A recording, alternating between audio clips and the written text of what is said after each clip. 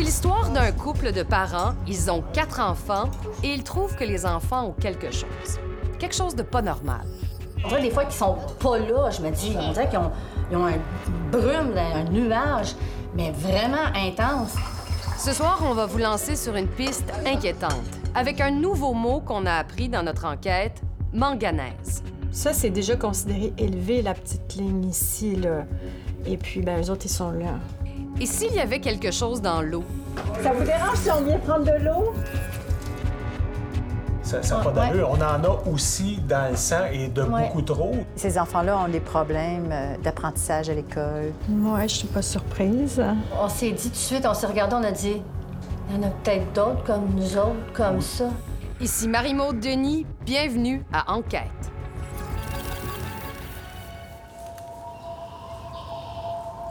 J'ai tout le temps été une petite fille de campagne, puis j'aime la campagne. J'aime le calme, la béatitude que la campagne vient apporter. Que ce soit d'un écureuil qui va à un arbre, que ce soit d'une bonne carotte que tu as cueillie dans ton jardin, l'estime, la fierté que tu as de dire « j'ai fait ça », puis je le donne à mes enfants, je l'inculque aussi à mes enfants. Ce qu'on voulait faire, c'était trouver un endroit où est-ce qu'il y avait du boisé, hors de la ville. C'était la grandeur, il y avait la piscine.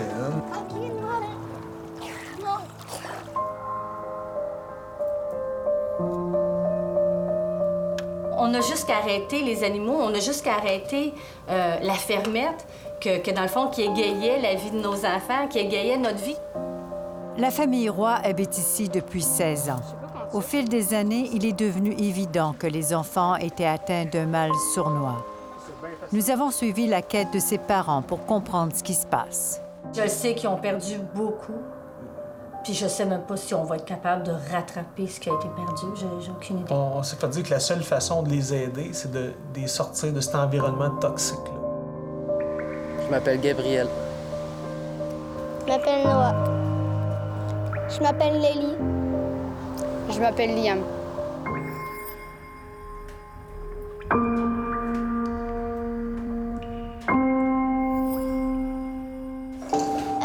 Qu'est-ce que ça fait un hibou dans le toaster? Je sais pas. On dirait des fois qu'ils sont pas là, je me dis. On dirait qu'ils ont un brume, un nuage, mais vraiment intense. Nelly, toi, as-tu beaucoup faim, un petit peu faim? On s'en est vraiment rendu compte, c'est en regardant les trois enfants, on se dit, Colin, ils ont toutes la même affaire. Que c'était en dents de scie, que c'était jamais égal. Qu'un moment donné, il y avait de l'information, pop, un moment donné, il n'y avait plus d'information. Un moment donné, il était là, un moment donné, il n'était pas là. Colin, ils ont tous des troubles de mémoire. Cathy a dû quitter son job d'éducatrice en garderie. David travaille comme analyste programmeur chez Bombardier Produits récréatifs. Les enfants ont toujours été au centre de leur vie. Leur médecin de famille, le docteur Denis Laflamme, les connaît depuis des années. Quand on regarde le dossier, pour l'avoir révisé assez bien récemment, c'est assez touchant. Il y a plusieurs éléments qu'on trouve au niveau de l'apprentissage là, chez les 4 enfants. Les 4 enfants, d'après moi, sont touchés. Il y en a 2 qui sont touchés de façon peut-être un peu plus marquée.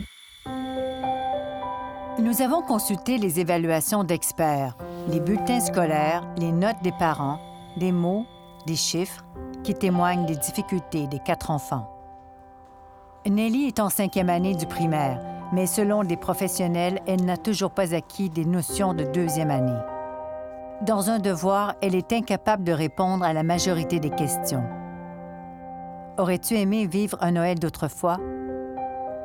Non, je n'ai rien à dire et en plus c'est vide dans ma tête. Gabriel a subi un traumatisme crânien lorsqu'il était bébé.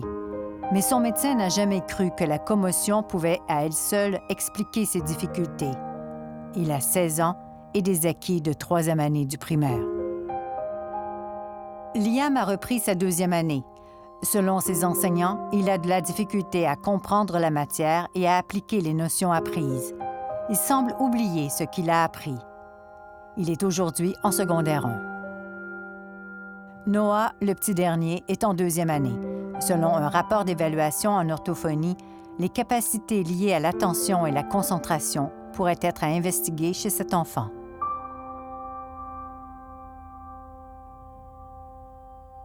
Quatre enfants d'une même famille qui sont atteints. pour la chercheure de Sainte-Justine, Maryse Bouchard, il pourrait être intoxiqué. Oui.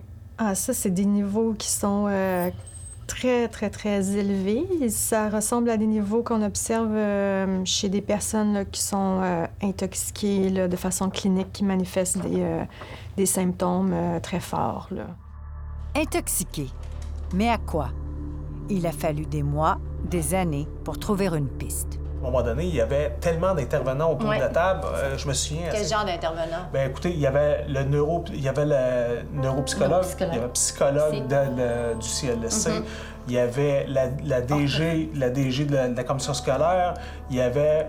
Un orthophoniste. Un orthophoniste, il y avait une TES qui était là. Il y avait la psy du CLSC Actonville. Ça en faisait du psy, là. Oui. Plusieurs évaluations de plusieurs professionnels, mais aucun n'est capable de poser un diagnostic clair.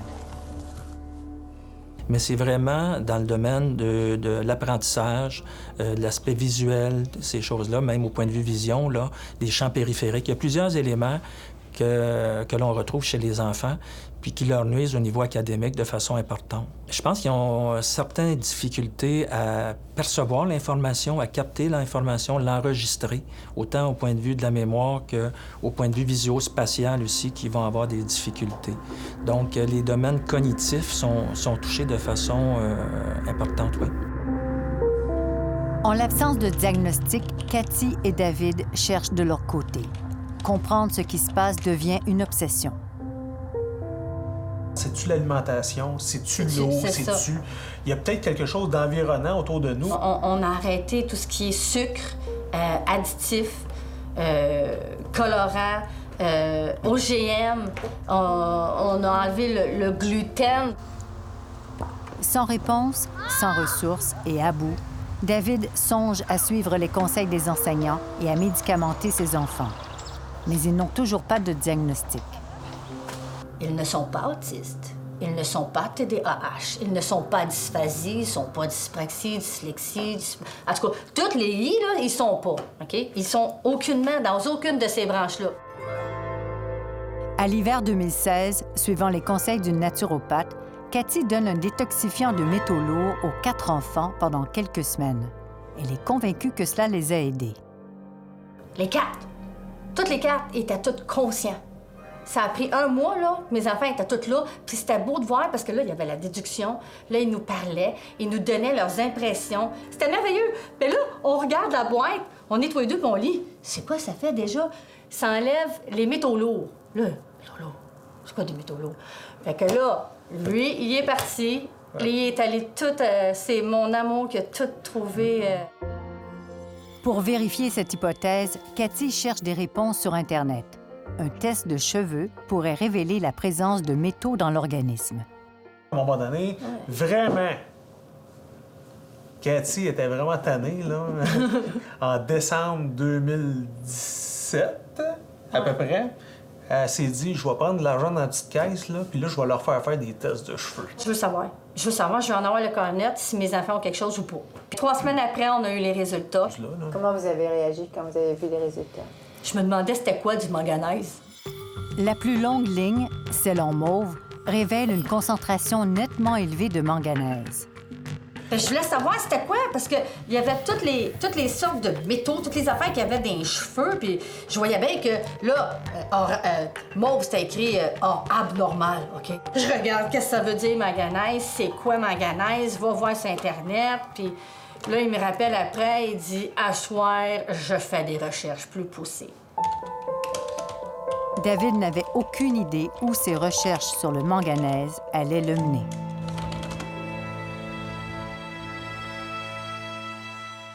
Après la pause, notre enquête se poursuit à Actonville et on va aller faire analyser l'eau des résidents.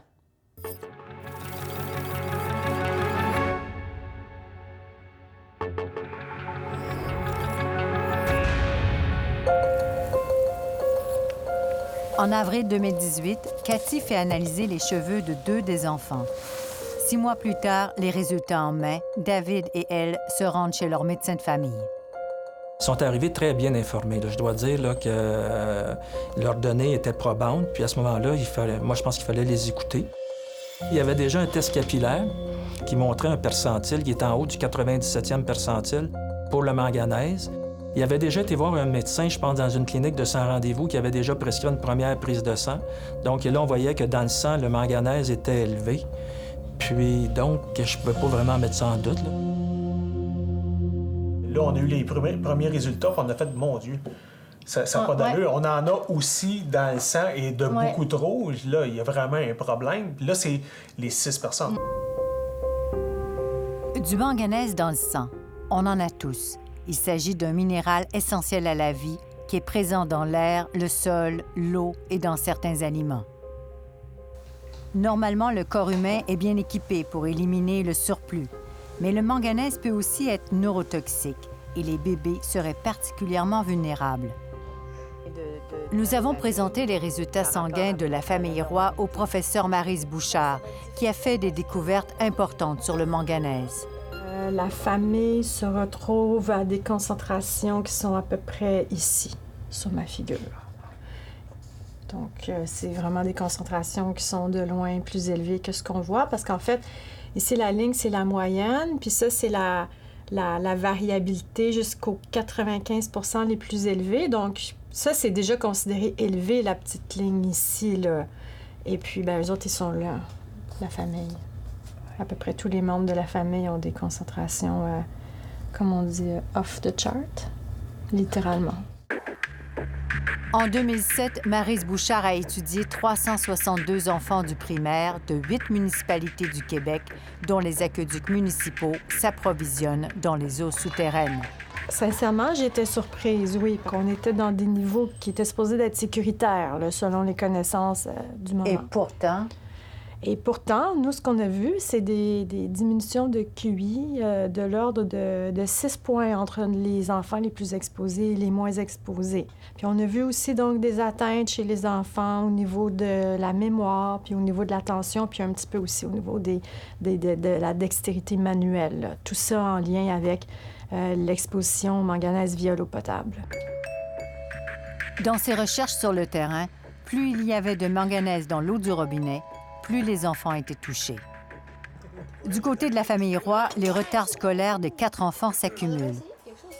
On a eu une personne qui nous a dit, écoutez, normalement, là, quand tu en as trop comme ça peut provenir aussi de la consommation d'eau. Fait que là, j'ai fait le lien tout de suite, notre machine d'eau.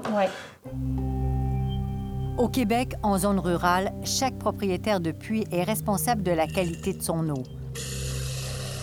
En achetant la maison en 2003, David a fait tester l'eau de son puits. À l'époque, les résultats ne lui disaient rien. Personne ne se souciait des dangers possibles du manganèse pour la santé. Le taux de manganèse était pourtant 14 fois plus élevé que la valeur guide esthétique.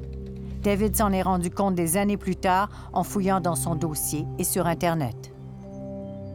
Fait que là, j'étais allé voir les normes sur Santé Canada, et puis la norme était de 0,05 mg par litre, et je voyais sur mon papier qu'on avait 0,70 mg par litre. Fait que je me disais, oh, on est comme pas mal trop haut, là, finalement, là. Il n'existe pas de normes au Québec liées au manganèse, mais il y a une valeur dite esthétique de 0,05 mg par litre. Esthétique parce que le manganèse peut tacher les vêtements, la baignoire ou l'évier. Alors, montrez-moi votre système de traitement d'eau. Pour corriger ce problème et la dureté de son eau, David Roy a fait installer un système de filtration plus sophistiqué en 2007. Et nous, par précaution, on a un filtre à l'entrée, un deuxième filtre pour les fameuses boues.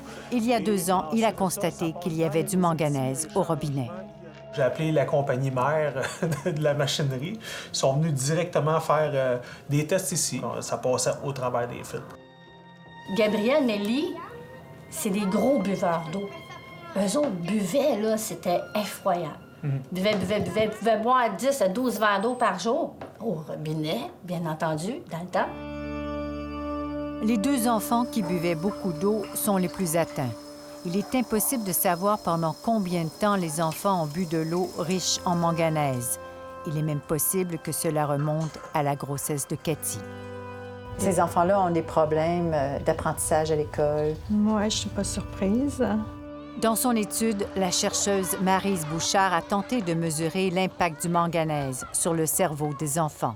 On a vraiment finement ajusté pour toutes les variables qui sont importantes, puis ça donnait quand même des résultats où on voyait une association très forte entre la concentration de manganèse dans l'eau et les capacités cognitives des enfants. Alors le lien, vous diriez, le lien, il est possible, fortement plausible? Ou... Il est fortement plausible si on se met dans le contexte du reste des connaissances scientifiques qu'on a. On sait que le manganèse est neurotoxique. La toxicité du manganèse est connue depuis plus de 100 ans. Les travailleurs exposés à des poussières de manganèse développent des problèmes neurodégénératifs. Lucas Baker suffers from manganese poisoning. Ce documentaire sud-africain expose l'état de travailleurs d'une mine de manganèse. Les symptômes du manganisme ressemblent à ceux du Parkinson. Il s'agit là d'une intoxication par des poussières, mais de récentes recherches suggèrent qu'une intoxication par l'eau potable serait aussi possible. Le docteur Louis Patry du CHUM estime que les bébés et les jeunes enfants sont particulièrement à risque. Les études, en fait, qui ont été faites à travers le monde vont quand même dans la même direction. L'étude n'est pas toujours parfaite, mais quand on regarde l'ensemble des études, on s'aperçoit que le manganèse a un rôle important et qu'un excès de manganèse pourrait affecter le développement du système nerveux de l'enfant. À la suite de sa rencontre avec les membres de la famille Roy, le docteur Patry a tout de suite alerté la direction de la santé publique. Après avoir analysé le dossier, elle conclut qu'il ne s'agit pas d'une menace à la santé de la population. Elle considère que, pour l'instant, la famille Roy est un cas isolé. Est-ce que le problème peut être plus important? Est-ce que le problème pourrait toucher, par exemple, si on revient au manganèse, plus d'enfants? Qu'est-ce qu'on pourrait faire? Les études qui ont été faites, entre autres, par le Dr Bouchard sont suffisamment intéressantes pour se dire qu'il faut aller encore un peu plus loin avec cette problématique-là. Nous avons voulu savoir si d'autres citoyens d'Actonville étaient touchés.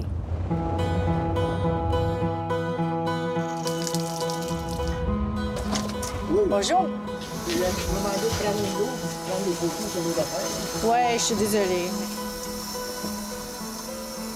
Parfait. Là, on veut savoir s'il y a du manganèse dans votre eau. On vous tient au courant de ce qu'on trouve. OK. On va aller chez le voisin.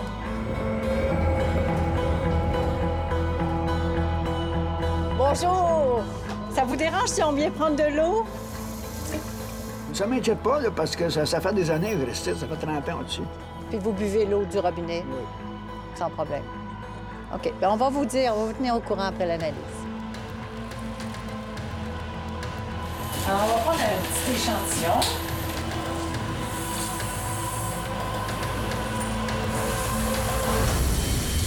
Alors, on va aller à votre puits où vous prenez l'eau d'habitude, c'est ça? Normand Dupuis ne boit pas l'eau du robinet. Il nous amène à la source où il va chercher son eau. Alors, l'eau du robinet, vous la prenez pour la cuisson, c'est ça? Oui. Puis l'eau de source, ça, c'est l'eau que vous buvez tous les jours, depuis des années. Oui. Mais les gens autour de chez vous, là, plus à la campagne, est-ce qu'ils sont soucieux de ça? Est-ce qu'ils sont inquiets? C'est tout récent, le problème. C'est récent. On commence à en parler. Comme de là à savoir qu'est-ce que ça faisait pour une personne, un taux trop élevé de manganèse. Vous n'en aviez pas d'idée? On n'en avait pas d'idée partout. Le père de David Roy habite au centre-ville d'Actonville. Ça, c'est de l'eau? De la ville, ça. De la ville? Oui. OK. Alors, est-ce que vous pensez qu'elle est bonne, l'eau? Elle est potable? Ou moi, j'ai des doutes. Alors là, on va prendre un échantillon de l'eau de la ville pour la tester, voir s'il y a du manganèse. C'était mon étape, j'étais rendu là, j'étais pour la faire tester. On va le faire pour vous. Et vous allez le voir s'il y en a. On va vous tenir au courant. Puis s'il n'y en a pas, bien, tant mieux. De l'air belle, mais il y a des matins qu'on va se lever, puis la toilette, le fond de la toilette, ça va être brun. Il y a des coups, ça arrive, c'est rouge brique. Des fois, c'est noir. Tu sais, quand on tombe au repos, là, on dirait que c'est ça qui arrive. Je sais pas le pourquoi. On se pose des questions. Là, on est dans la phase de poser des questions. C'est pas juste de pointer du doigt à quelqu'un, dire c'est de sa faute. Faut trouver. Il faut trouver. Mais qui cherche? La direction de la santé publique a refusé de nous donner une entrevue à la caméra. Elle a répondu à nos questions dans un courriel. Pour elle, seuls les travailleurs de l'acier qui respirent des poussières de manganèse peuvent être intoxiqués. Même si la santé publique reconnaît la vulnérabilité des nourrissons, elle juge que le lien entre le manganèse et le développement neurologique des enfants n'est pas encore établi avec certitude. Dans sa réponse, l'organisme ne cite pas les études de Maryse Bouchard. Il se réfère à plusieurs recherches, dont une étude américaine financée par un groupe de lobbyistes qui fait pression pour un assouplissement des normes entourant le manganèse. Bien, moi, d'un point de vue de spécialiste en santé environnementale, c'est sûr et certain que si on trouve un endroit, un puits, donc une famille, une maison qui a des concentrations très élevées, il y a des chances plus élevées qu'au hasard que les voisins aussi aient des concentrations élevées. Il me semble qu'il y a quelque chose là, une action communautaire qui devrait être prise.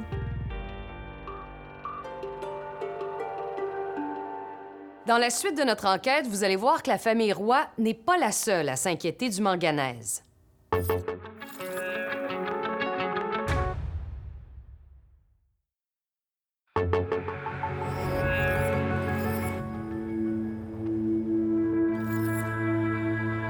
Nous avons pris des échantillons d'eau au puits privé et au robinet chez 13 citoyens d'Actonville.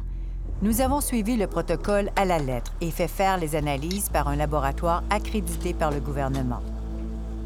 Le taux de manganèse au puits chez les Roy n'a jamais été aussi élevé, 1,1 mg par litre. C'est 10 fois la nouvelle valeur santé proposée par Santé Canada.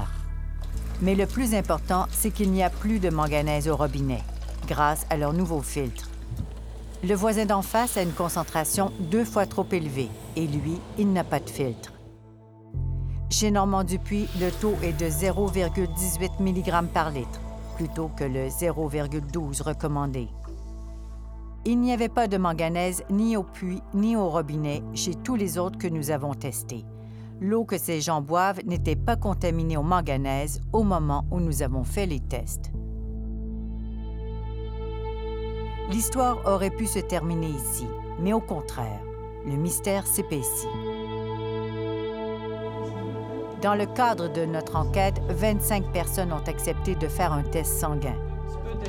Même s'il n'y avait pas de manganèse dans l'eau au moment de notre test, 16 d'entre eux ont un taux de manganèse dans le sang plus élevé que la normale, qui est entre 140 et 270 mg par litre. Vous avez fait des tests de sang? Il y a pas longtemps, oui. Qu'est-ce que ça dit? Je fais au-dessus de 380, 90, je crois. Mais est-ce que votre épouse aussi a du manganèse dans le sang? Oui. Elle est un petit peu plus bas, mais pas bien.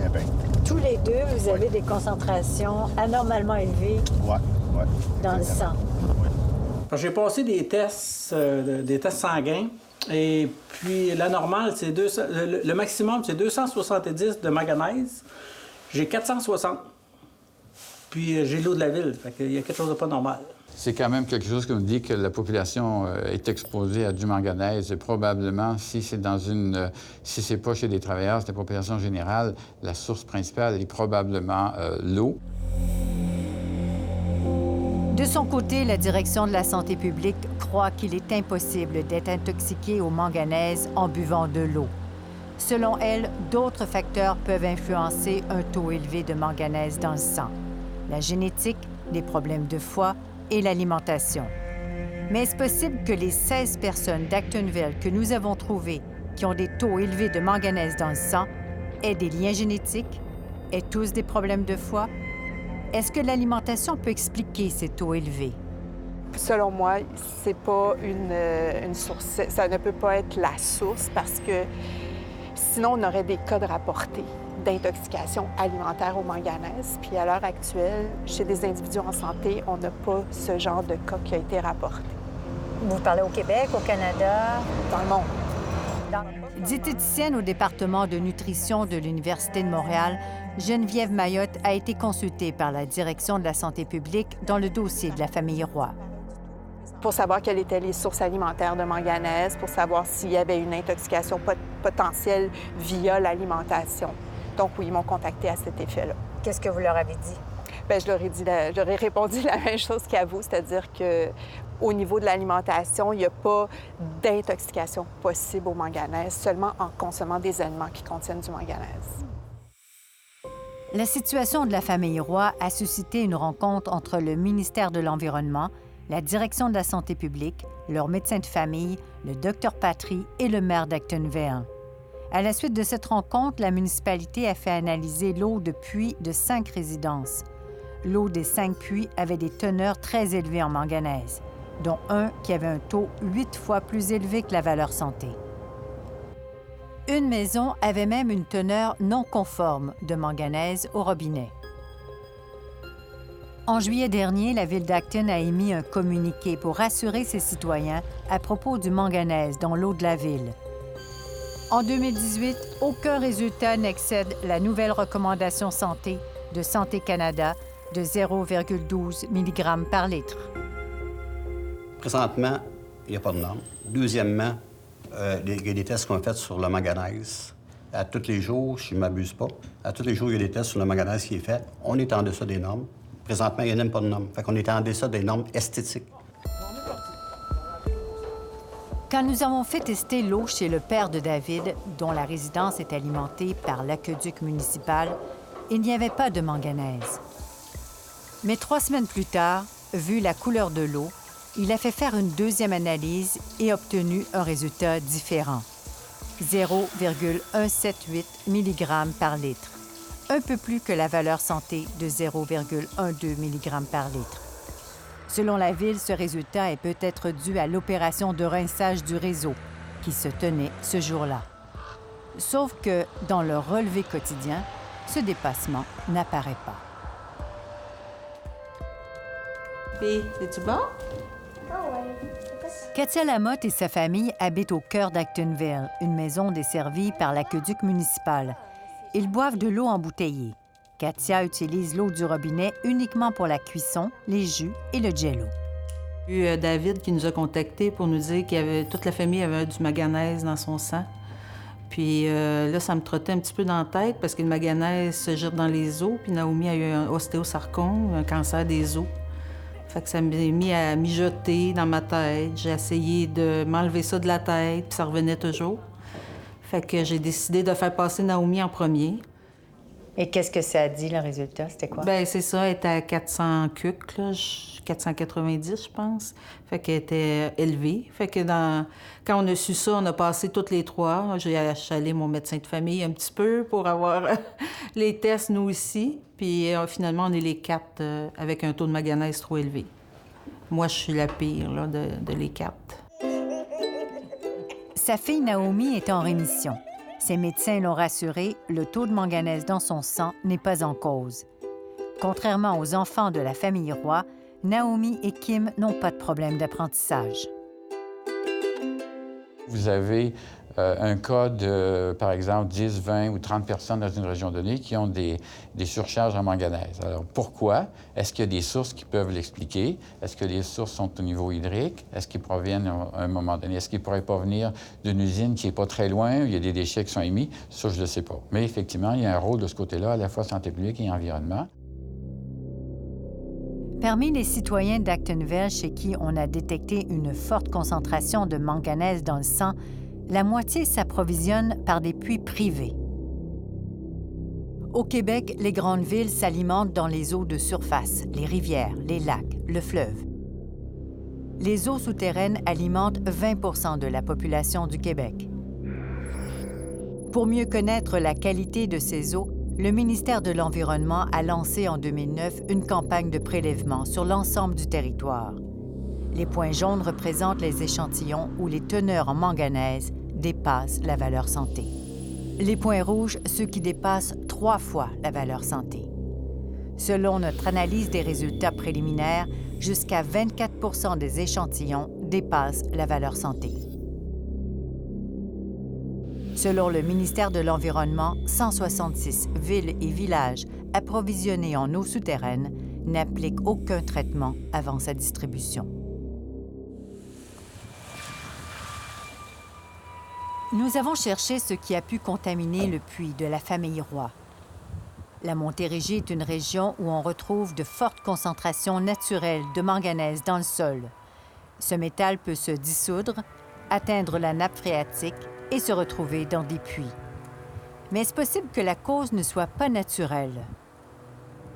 Des rejets industriels, des activités minières et des résidus de sites d'enfouissement peuvent être des sources de contamination selon Santé Canada. À 600 mètres de leur maison trône depuis 1953 une immense carrière de chaux et de béton.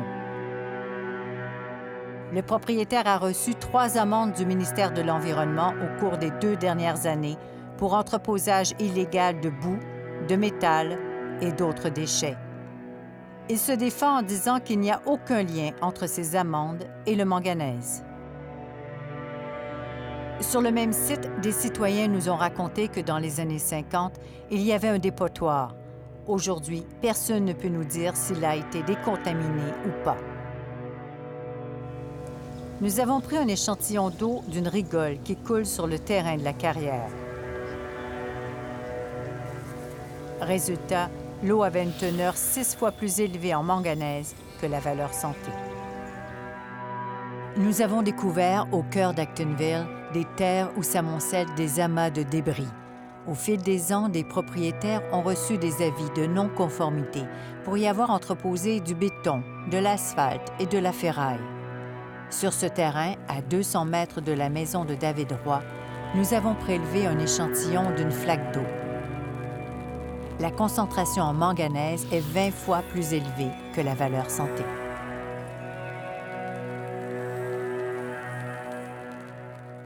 Si on pense qu'il y a un lien entre le manganèse dans l'eau, le manganèse dans le sang et les troubles cognitifs, bien, il faut essayer de trouver une solution ou la cause pour prévenir. Je pense que ça fait partie de la médecine, ça. Il y a un problème. Il faut absolument aller le regarder.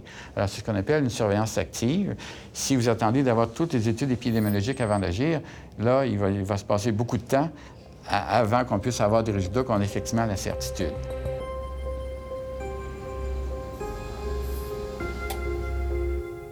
On le sait, il y a du manganèse, beaucoup de manganèse dans l'eau à certains endroits au Québec. Et pourtant, toujours aucune réglementation. La suite de notre enquête dans un instant.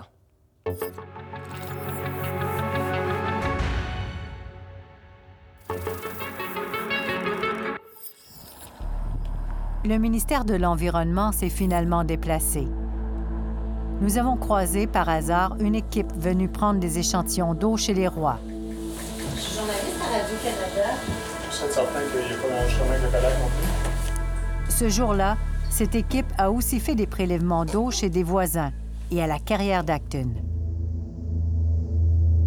Le ministère de l'Environnement confirme que le taux de manganèse au puits de la famille Roy dépasse la valeur santé.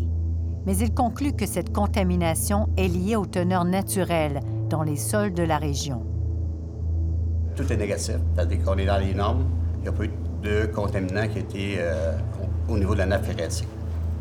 Le maire d'Actonville venait de recevoir le rapport d'analyse du ministère de l'Environnement qui conclut que ni l'ancien site d'enfouissement ni la carrière ont contaminé les eaux souterraines.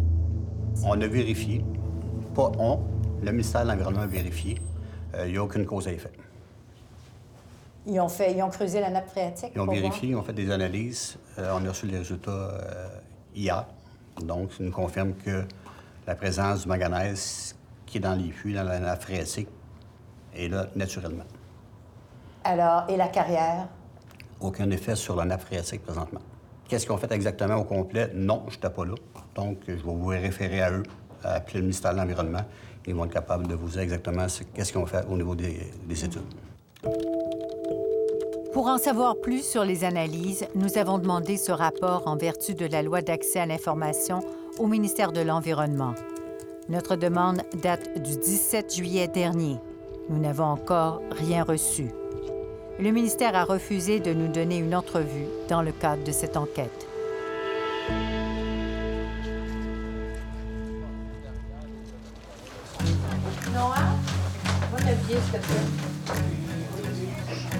Pour la famille Roy, la saga continue. Si les enfants avaient des diagnostics clairs, il pourrait peut-être obtenir plus d'aide à l'école. Aujourd'hui, destination Hôpital Sainte-Justine à Montréal. On va s'asseoir dans la salle d'attente. La rencontre sera finalement décevante. Toujours pas de diagnostic pour les enfants. Mais bonne nouvelle, le niveau de manganèse dans le sang de tous les membres de la famille est revenu à la normale cet été. Car depuis 18 mois, la famille consomme de l'eau embouteillée. Même si les niveaux en manganèse dans l'eau du robinet étaient revenus à la normale, comment se libérer de la peur? On se disait qu'on va... on va peut-être voir... on va peut-être voir les enfants sur leur vrai jour. Là, on va peut-être voir un changement, quelque chose. Mais s'il y a de quoi, moi, honnêtement, c'est à peine perceptible. Je le vois pas. Pas encore. Je pense que c'est graduel. Ça va peut-être prendre des années, je sais pas. Est-ce que c'est réversible? Je sais pas. Il y a personne, je pense, qui peut... Y a-t-il quelqu'un qui peut se prononcer là-dessus, si c'est réversible ou pas? On sait pas si ça va revenir. On est dans le néant. Aucun de nos experts n'a pu répondre à cette question. Même s'il n'y a pas encore de lien causal hors de tout doute entre le manganèse dans l'eau et le développement neurologique des enfants, Santé Canada a quand même jugé bon d'intervenir. En mai dernier, il recommande pour la première fois une valeur guide pour la santé. Dès que j'ai vu les premiers résultats de mes études, ces résultats-là qui étaient quand même assez inquiétants, on peut dire, pour la santé publique, une des premières choses que j'ai fait, c'est, moi, de solliciter des rencontres avec les autorités en santé publique. Pour l'INSPQ, même si les études sur les humains ne sont pas encore concluantes, celles sur les animaux le sont. En regardant l'ensemble des données, eh bien, on trouvait qu'il y avait matière à faire preuve de prudence en proposant un critère de qualité, mais plus strict, si on veut, que ce qu'il y avait avant. L'INSPQ a recommandé au gouvernement, il y a 2 ans, de réglementer le manganèse dans l'eau potable, surtout pour protéger les nourrissons. Le gouvernement ne l'a pas encore fait.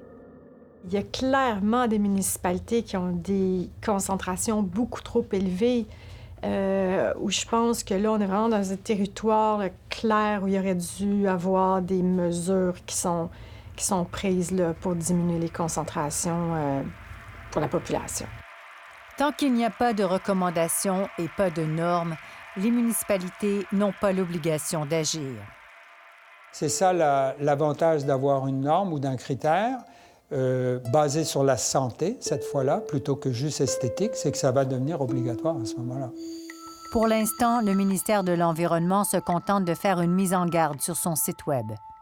Lorsque la concentration en manganèse dans l'eau est supérieure à 0,12 mg par litre, la prudence est de mise pour les jeunes enfants et plus particulièrement les bébés alimentés au biberon. Dans la MRC d'Acton, 30 des élèves ont des problèmes d'apprentissage, selon le ministère de l'Éducation, et ce, en tenant compte des facteurs socio-économiques. La moyenne au Québec est de 19 D'autres études sont nécessaires avant d'affirmer que le manganèse présent dans l'eau potable pourrait jouer un rôle. Alors, il y a des enfants au Québec qui ont des problèmes d'apprentissage. Ce serait à cause du manganèse? C'est possible. Par contre, on manque de données sur quelles sont les concentrations là, de manganèse dans l'eau de toutes les municipalités du Québec. Est-ce que vous pensez que c'est possible que le manganèse contribue aux faiblesses d'apprentissage des enfants? Pas dans la région. Pour vous, c'est exclu. Vous en êtes convaincu? Non. Pour moi, c'est exclu. Si leur traitement d'eau est correct, s'ils prennent l'eau de la ville qui est correct, pour ma part, c'est exclu. Il est maintenant reconnu scientifiquement que le plomb et le mercure sont néfastes sur le système nerveux des enfants. Le manganèse serait-il donc le nouveau métal dont il faudrait se méfier?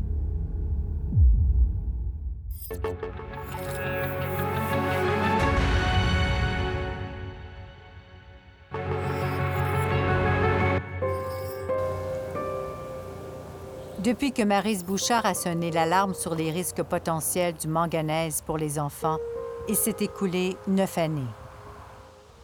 Des années cruciales dans la vie de Gabrielle, Liam, Nelly et Noah.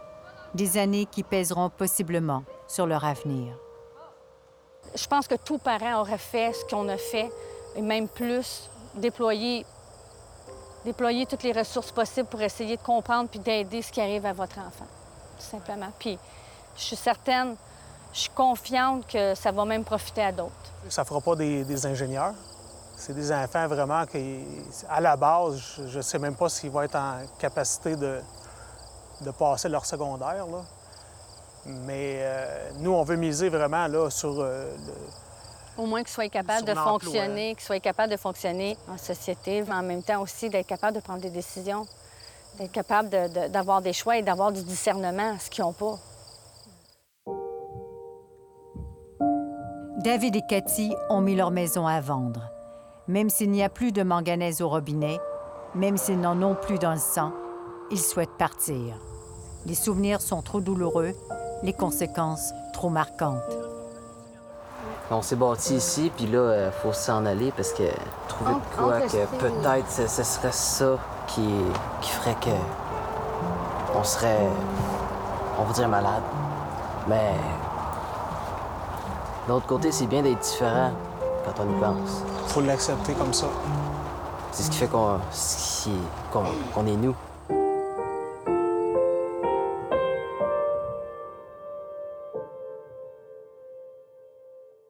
C'est touchant, c'est inquiétant à la fois. Comptez sur nous pour vous tenir au courant s'il y a des développements dans cette histoire.